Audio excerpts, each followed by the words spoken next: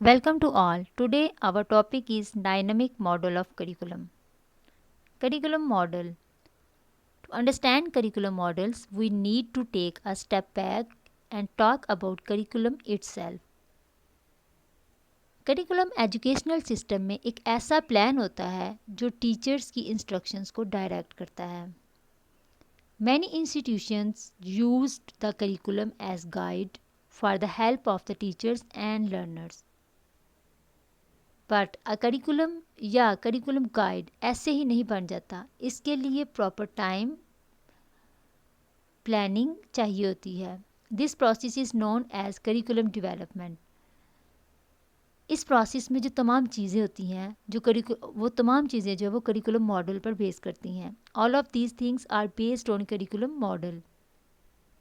A model is really a first step in curriculum development. Curriculum model जो होता है वो इंक्लूड होता है एजुकेशनल फ़िलॉसफी पर, अप्रोचेस और टीचिंग मेथोडोलॉजीज़ पर. डायनामिक. डायनामिक मतलब कांस्टेंट चेंज और motion. Dynamic is defined as energetic और फोर्सफुल वर्ड. नाउ अब हम देखते हैं dynamic model of curriculum development. Dynamic curriculum is an innovative project that emphasized the use of technology to deliver the curriculum. Dynamic curriculum एक innovative तरीक़ाकार है जिसमें technologies का इस्तेमाल करके कंटेंट को रीअरेंज और डिलीवर किया जाता है.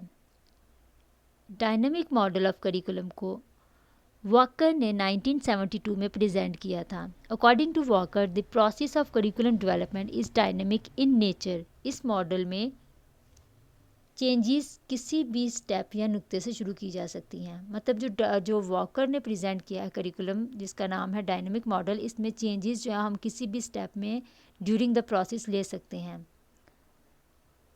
जैसा कि और भी डिफरेंट मॉडल्स हैं लाइक ऑब्जेक्टिव मॉडल. उसमें कोई भी मॉडल जब हम स्टार्ट करते हैं तो जहाँ पर जो बिगनिंग होती है वो हमेशा ऑब्जेक्टिव से होती है. लेकिन डायनामिक मॉडल में ऐसा नहीं है. जहाँ पे हम अपनी जो बिगनिंग है, जो स्टार्ट है, हम किसी भी स्टेप से किसी भी करिकुलम के एलिमेंट से ले सकते हैं. In dynamic model curriculum is not considered as linear और सीक्वेंस्ड.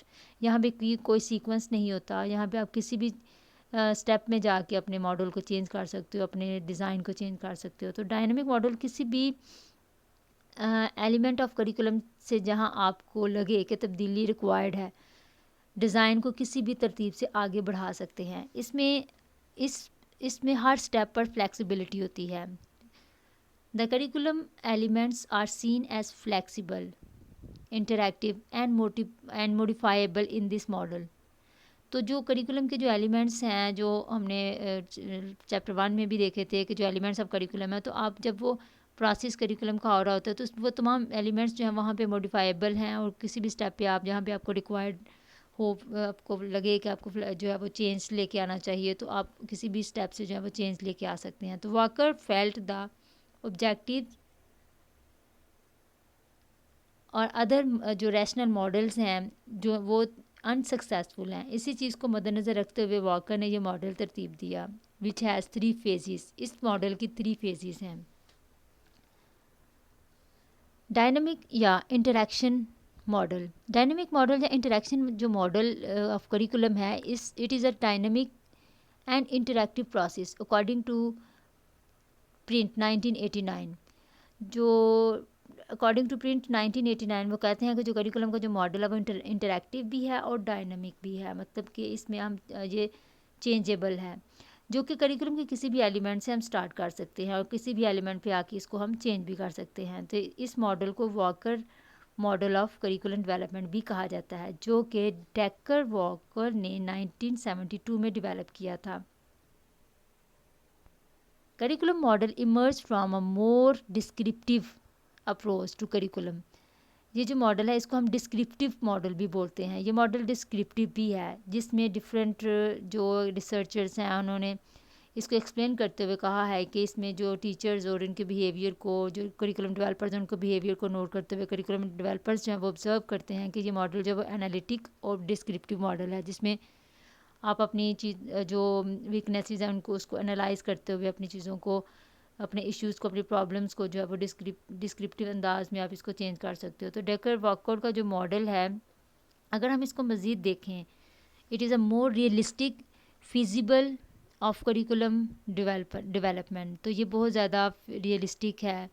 ये मॉडल जो डेवलपर्स को आसानी प्रोवाइड करता है कि जो क्रिएटिविटी अपने इश्यूज़ को, जो डेवलपर्स हैं या जो प्लानर्स हैं वो अपने इश्यूज़ को क्रिएटिवली और आसान अंदाज में इसका हल ढूंढ सकते हैं। और इसमें इस मॉडल में फ्लेक्सिबिलिटी होने की वजह से जो करिकुलम प्लानर्स कोई भी स्टेप शुरू करने से पहले अपनी जो अप्रोप्रिएट नीड्स हैं उनको एनालाइज करते हैं और फिर करिकुलम डिज़ाइन को नीड के अकॉर्डिंग तरतीब दे सकते हैं।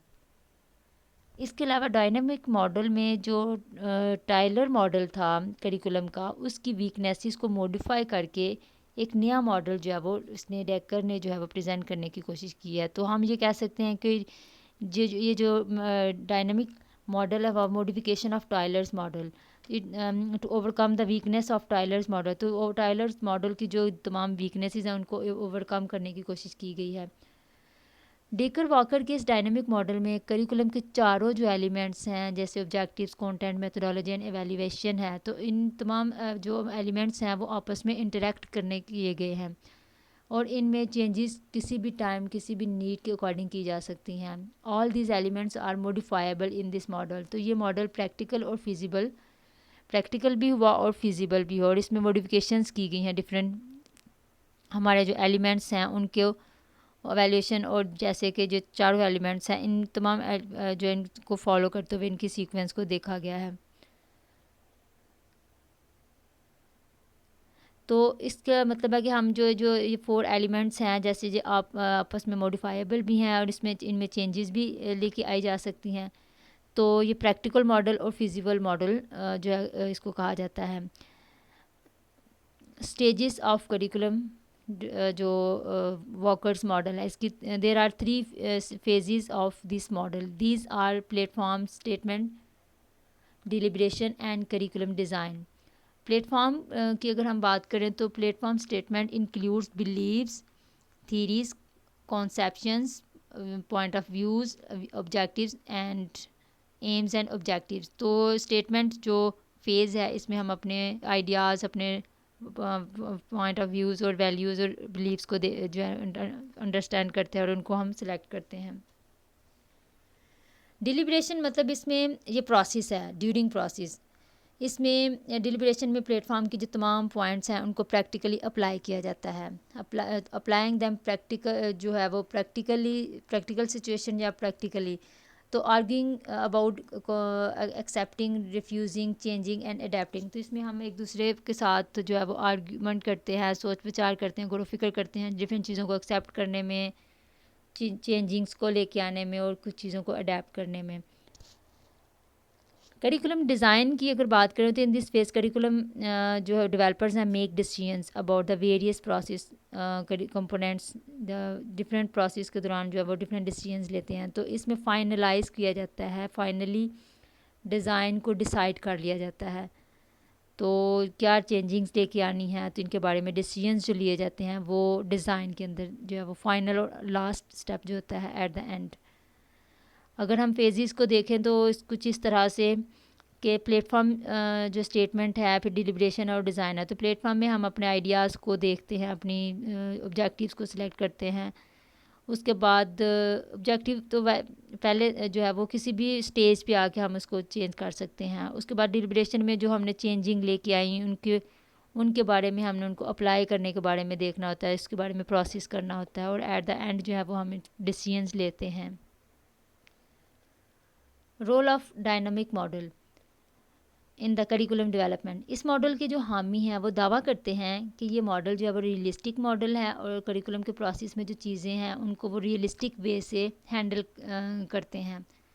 इसके अलावा जो ऑब्जेक्टिव को बनाने और इनको तरतीब देने की बजाय जो यहाँ पे जो वॉकर्स का जो मॉडल है इसमें जो इसके हामी हैं वो ये कहते हैं कि हम ऑब्जेक्टिव को बनाने की बजाय या उनको तरतीब देने की बजाय हम जो है वो क्रिएटिवली जो है उन चीज़ों को चेंज कर लें या इनको डिसाइड कर लें। तो developers are to be free and more creative in this model. तो ये जो मॉडल है वो करिकुलम प्लानर्स को अलो करता है कि to change their planning accordingly, और करिकुलम के तमाम एलिमेंट्स को अपनी प्लानिंग और चेंजेस में इंक्लूड कर सकते हैं। किसी भी एलिमेंट को इनिशिएटिव बनाकर करिकुलम डिज़ाइन को रीअरेंज कर सकते हैं। तो developers are free to modify different things according to this situation.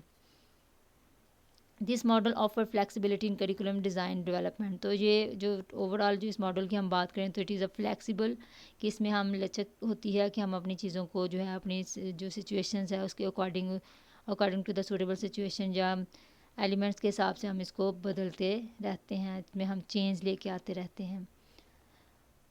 इस मॉडल की कुछ वीकनेसेस भी हैं, जैसा कि सबसे पहली बात अगर इसमें नोट की जाए तो यहाँ पे ऑब्जेक्टिव्स को बिल्कुल निगलेक्ट किया गया है। This model appears confusing. और दूसरी बात ये कि यहाँ पे ये जो मॉडल है ना, ये कंफ्यूज करता है, इसमें किसी किस्म की डायरेक्शन को डिफाइन नहीं किया जाता।